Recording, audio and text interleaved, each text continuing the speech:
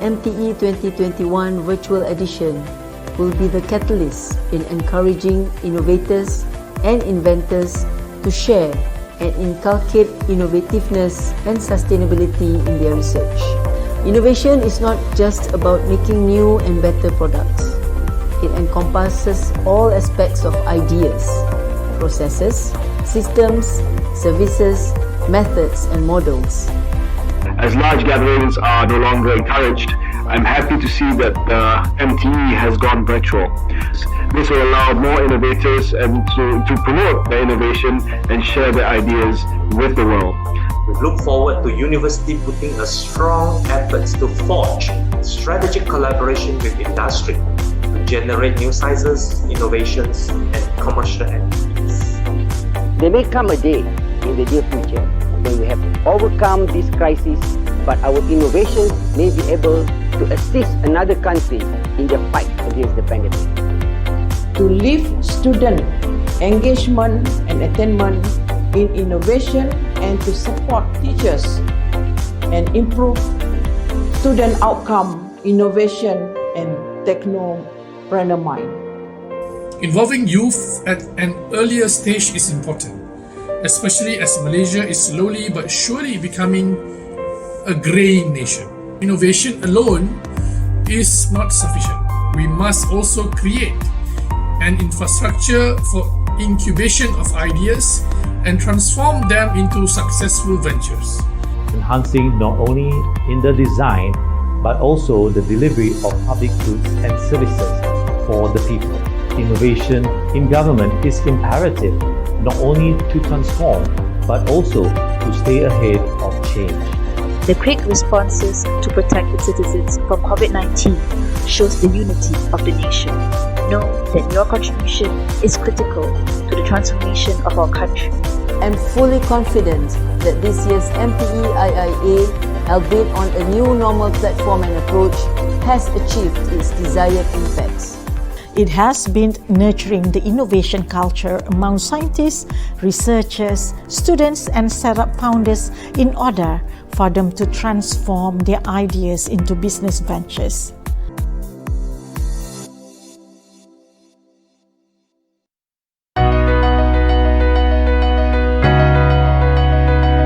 Innovation, as you know, continues to play an important role in the fight against COVID-19 as governments continue to seek to halt the virus spread in the short term, implement measures to aid economic recovery and build resilience to future social and economic disruptions. I eagerly look forward to learn more about your work for the COVID-19 response so it can be deployed to help the government manage the pandemic and future emergencies. By embracing innovation, we can certainly reset our approach to combating this war. This award recognizes and honors innovators, researchers, and businesses for their excellence in innovating during a crisis, as well as resilience to look outwards and solve problems that the healthcare system and communities faces.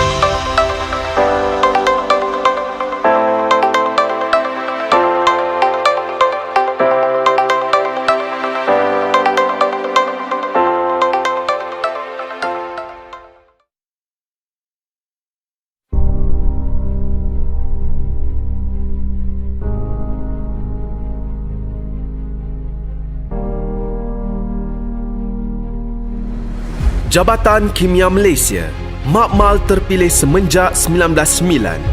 Kami adalah sebahagian daripada hidup anda.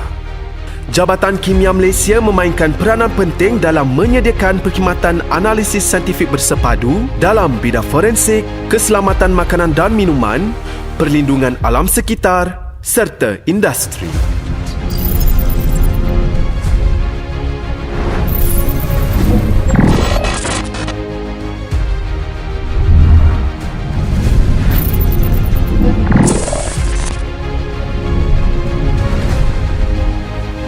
Selain ibu pejabat di Petaling Jaya Selangor, Kimia Malaysia mempunyai jaringan perkhidmatan hampir di setiap negeri di seluruh negara.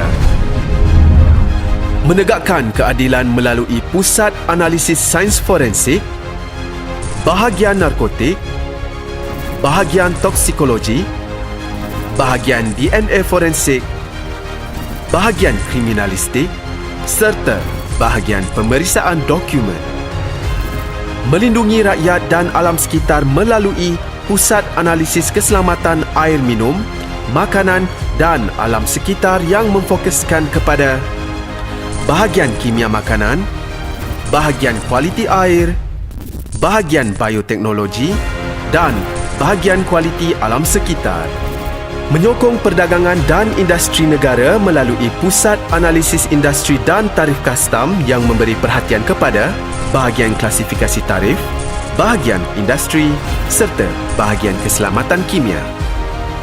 Kimia Malaysia menyediakan kualiti perkhidmatan saintifik yang dijamin melalui Pusat Pengurusan Kualiti dan Penyelidikan. Dimantapkan lagi dengan 3 perkhidmatan sokongan iaitu bahagian khidmat pengurusan, bahagian pembangunan dan teknologi maklumat serta Pusat Latihan Kimia Malaysia. Digerakkan bersama kaki tangan yang berdedikasi, peralatan saintifik yang berteknologi tinggi dan makmal yang moden, Kimia Malaysia berupaya memberikan perkhidmatan analisis terbaik untuk seluruh rakyat Malaysia. Kimia Malaysia sentiasa mendukung kesejahteraan negara. Pakar-pakar kami sentiasa bersedia pada bila-bila masa dan di mana sahaja diperlukan untuk membantu pihak berkuasa menyiasat di tempat kejadian, menganalisis bahan bukti dan menjadi saksi pakar yang bebas dan berkecuali di mahkamah. Kami komited untuk memberikan perkhidmatan saintifik yang komprehensif, tepat, berkesan dan berkualiti pada tahap profesionalisme, kerahsiaan serta integriti yang tinggi. Saya berharap prestasi Kimia Malaysia akan terus cemerlang dan mendapat pengiktirafan di pesada dunia.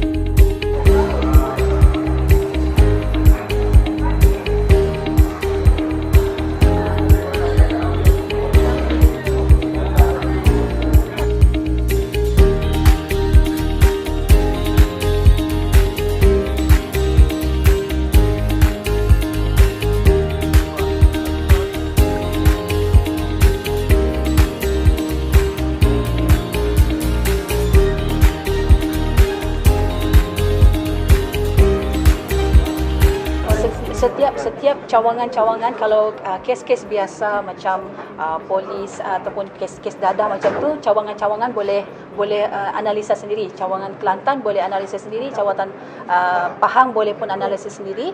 Cumanya macam kes-kes yang berat melibatkan yang DNA macam tu akan dihantar ke Terengganu dengan adanya bangunan baru inilah. Begitu.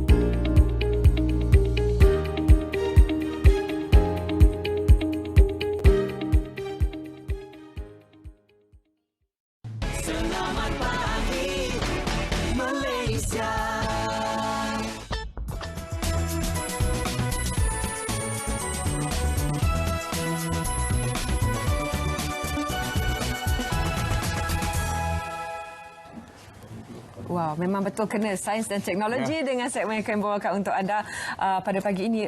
Sebenarnya jabatan yang kami akan perkenalkan sebentar lagi menyambut ulang tahun ke-110 tahun ini. Tapi kita tanyakan kepada Ketua Perkaranya. Selamat datang ke studio Tuan Haji Muhammad Zaini Abdul Rahman. Terima kasih kerana sudi bersama kami. 110 Tuan Haji. Ya, 110 tahun. 110 tahun. Wow. Dan periodic table tu lebih lama. Saya rasa. Tidak. Jadual berkala. Periodic table tu dia menyambut tahun yang ke-100. 100. So we are lagi tua lah. Baik, Jabatan Kimia Malaysia untuk lebih pemahaman kepada rakyat Malaysia, bagaimana sebenarnya fungsi itu berkembang dari 100 untuk situasi sekarang. Okay, Jabatan Kimia ni mula ditubuhkan pada tahun 1909. Ia adalah makmal kerajaan bagi negeri-negeri Selat di bawah British dahululah. Jadi pada ketika itu peranan kimia lebih kepada untuk menjaga cukai bagi kerajaan British. Dari segi barangan-barangan ya, percukaian. Dan bila negara telah merdeka, kita dah ada peraturan akta-akta kita sendiri. Jadi peranan kimia berkembang. Jadi kami banyak membantu agensi-agensi penguatkuasa dalam memberi khidmat saintifik, khidmat analisis saintifik pada agensi penguatkuasa seperti polis, kesihatan dan sebagainya lah. Dan lately tahun ini kita rasa banggalah sebab kita telah telah diberi peluang sebagai salah satu agensi utama di bawah MKN 18 dan 20. So di mana kimia kalau dahulu dia sebagai agensi sokongan, tapi sekarang ni kita ke hadapan. MKN 18 untuk serangan pengganas dan MKN 20 untuk bencana. Jadi nampak bila bencana yang berlaku sekarang ni, kimia dah ada di depan. Peranan Jabatan Kimia semakin berkembang dan juga kita dapat lihat kepentingannya kepada Malaysia. Tetapi bagaimana pula dengan pengamatan anak-anak muda dalam subjek yang berkaitan dengan kimia di bangku sekolah? Pendapat Tuan Haji? Di bangku sekolah kita kena tengok dari segi keperluan di masa hadapan ni. Apa dia dari segi orang kata job function lah kan.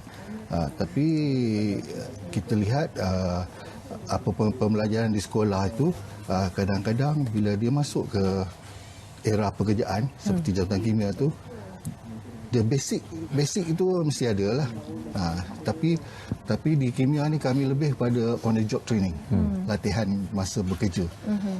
Jadi kami akan ajar daripada mula macam mana buat penyiasatan saintifik sehinggalah akhir kepada macam mana cara seseorang pegawai itu memberi keterangan di mahkamah.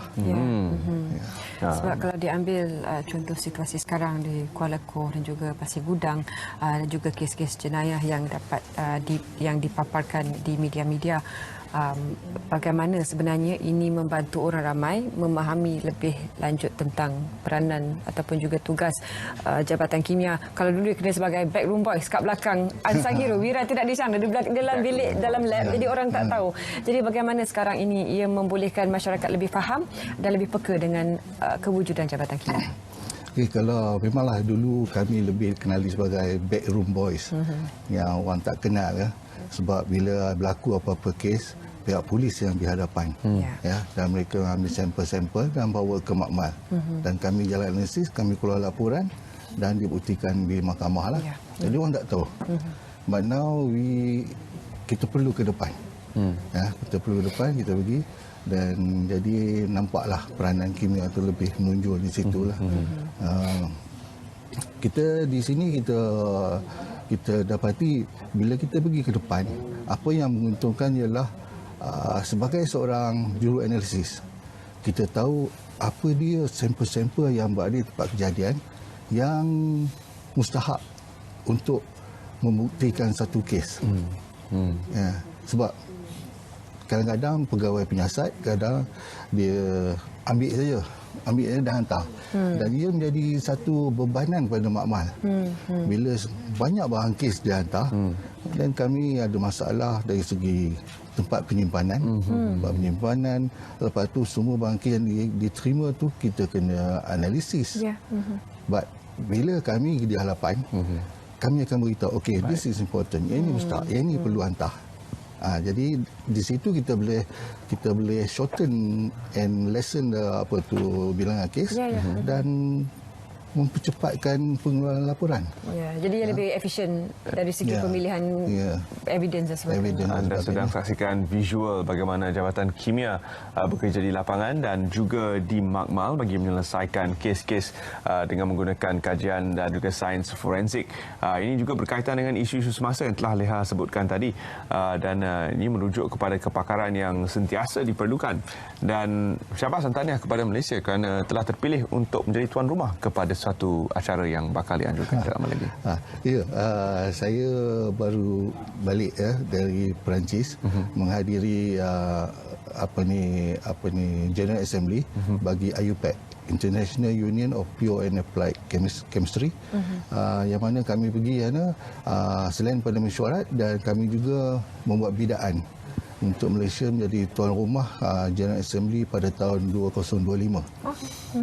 So tahun ini di Perancis, 2021 di Montreal, Canada, 2023 di Amsterdam, 2025 di Kuala Lumpur, Malaysia. Tahniah. Ya, terima kasih.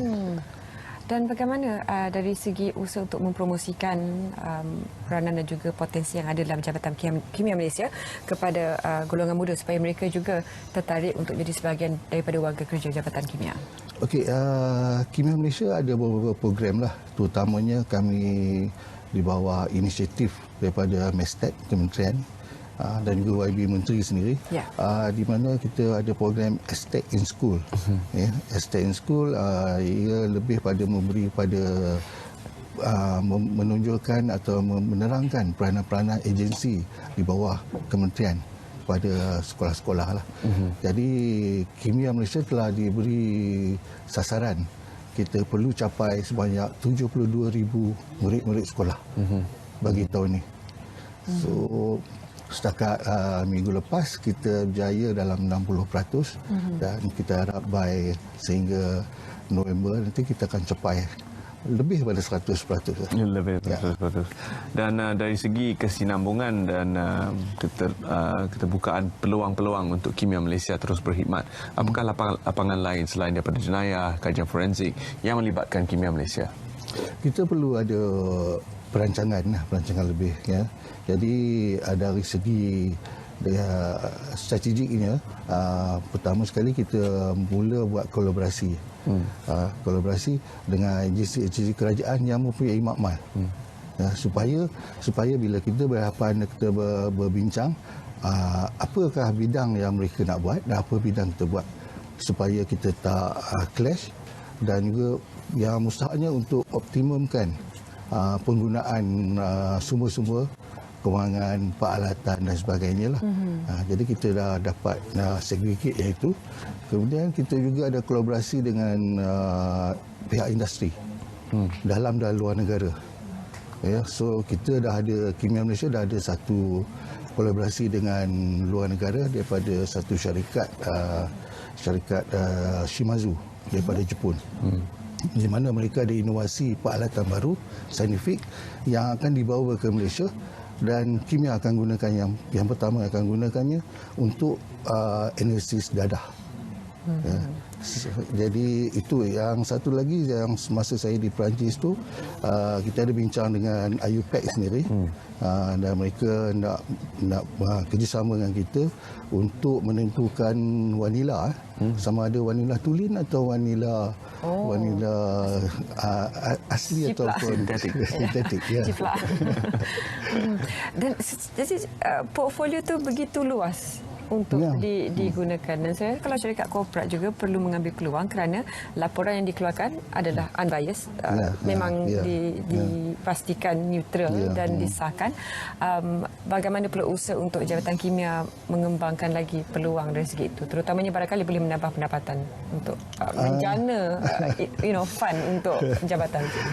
Kita dari segi Jabatan Kimia, kami punya perkhidmatan kepada agensi-agensi kerajaan adalah percuma.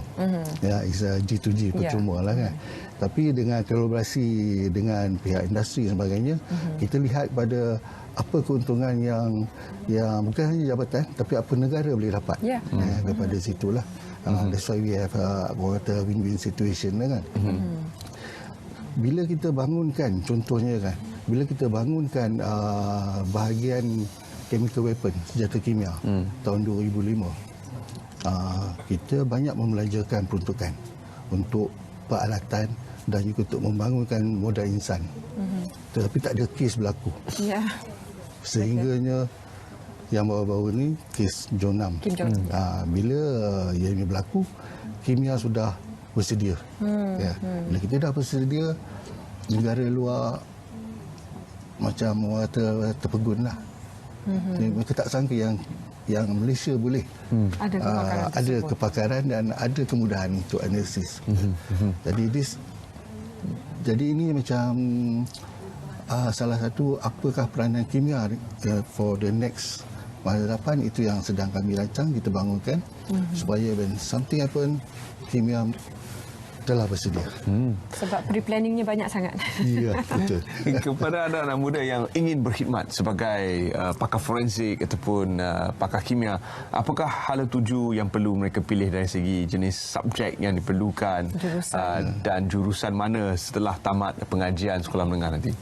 Biasanya pengambilan bagi jawatan pegawai sains di Jabatan Kimia lebih pada kimia itu sendiri. Dan kimia itu ada berbagai bidang. Ya, sama ada kimia tulen, kimia analitikal, kimia industri, dan banyak lagi lah dalam kimia. Di samping itu kita juga ambil graduan daripada bidang sains forensik. Sains forensik, mikrobiologi. Mikrobiologi, zoologi. Ini adalah satu bidang yang kalau nak katakan dalam 10% daripada kimia ni adalah mikrobiologi. Mereka bukan ahli kimia. Tapi mereka ahli mikrobiologi, yang mana kita banyak bangunkan untuk analisis mikrobiologi. Bakteria dan sebagainya. Bakteria, virus dan sebagainya. Jadi ini satu perbincangan kena yang singgah menarik. lab. Sudah terlambat untuk kami lah jadi ahli kimia, walaupun sudah tertarik dengan apa yang telah disampaikan oleh Tuan Haji tadi. Terima kasih Tuan Haji kerana sedia bersama kami, dan pastinya selamat berjaya kepada jabatan dan semua warga Jabatan Kimia atas perkhidmatan dan juga dedikasi mereka. Ladies and gentlemen, our next lined up program is a knowledge sharing session. Please enjoy.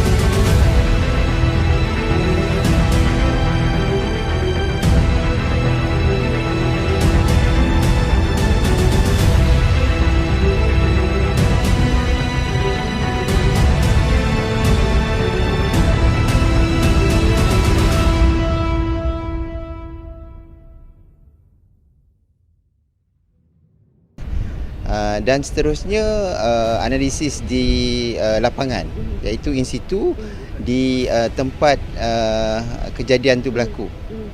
Itu kita ada makmal bergerak yang dipanggil mobile lab, dan juga analisis yang seterusnya adalah cerapan-cerapan yang mana dijalankan oleh agensi-agensi yang lain yang kita menjalankan penyelarasan.